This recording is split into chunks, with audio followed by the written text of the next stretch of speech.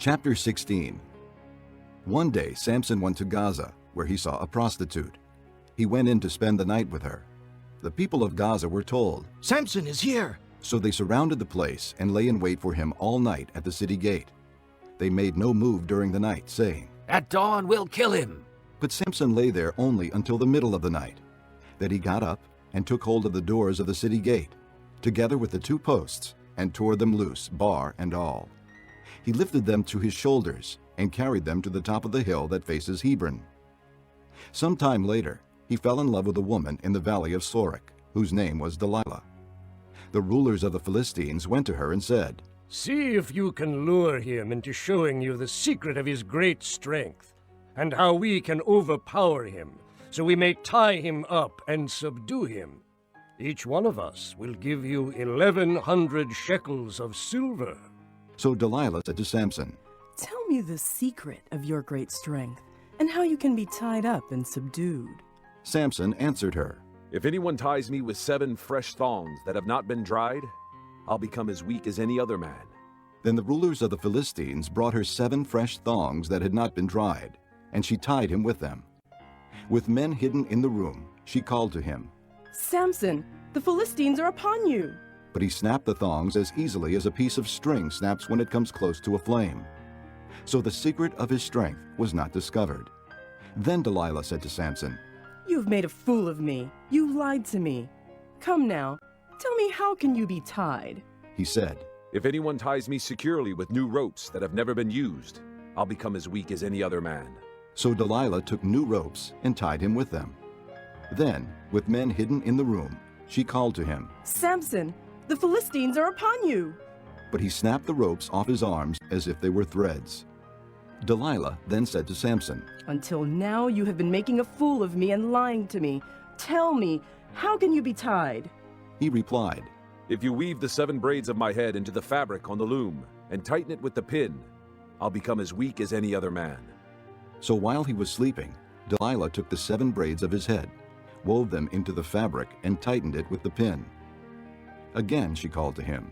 "Samson, the Philistines are upon you." He awoke from his sleep and pulled up the pin and the loom with the fabric. Then she said to him, "How can you say I love you when you won't confide in me? This is the 3rd time you have made a fool of me and haven't told me the secret of your great strength." With such nagging, she prodded him day after day until he was tired to death. So he told her everything. "No razor has ever been used on my head," He said, because I have been a Nazirite set apart to God since birth. If my head were shaved, my strength would leave me, and I would become as weak as any other man. When Delilah saw that he had told her everything, she sent word to the rulers of the Philistines. "Come back once more. He has told me everything." So the rulers of the Philistines returned with the silver in their hands. Having put him to sleep on her lap, she called a man to shave off 7 braids of his hair, and so began to subdue him, and his strength left him. Then she called, "Samson, the Philistines are upon you." He awoke from his sleep and thought, I'll go out as before and shake myself free. but he did not know that the Lord had left him. Then the Philistines seized him, gouged out his eyes, and took him down to Gaza. Binding him with bronze shackles, they set him to grinding in the prison. But the hair on his head began to grow again after it had been shaved. Now the rulers of the Philistines assembled to offer a great sacrifice to Dagon their god and to celebrate, saying, "Our God has delivered Samson, our enemy, into our hands." When the people saw him, they praised their God, saying, Our God has delivered our enemy into our hands, the one who laid waste our land and multiplied our slain.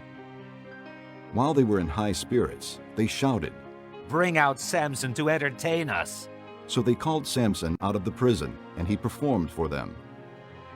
When they stood him among the pillars, Samson said to the servant who held his hand, Put me where I can feel the pillars that support the temple, so that I may lean against them.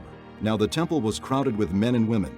All the rulers of the Philistines were there, and on the roof were about 3,000 men and women watching Samson perform. Then Samson prayed to the Lord.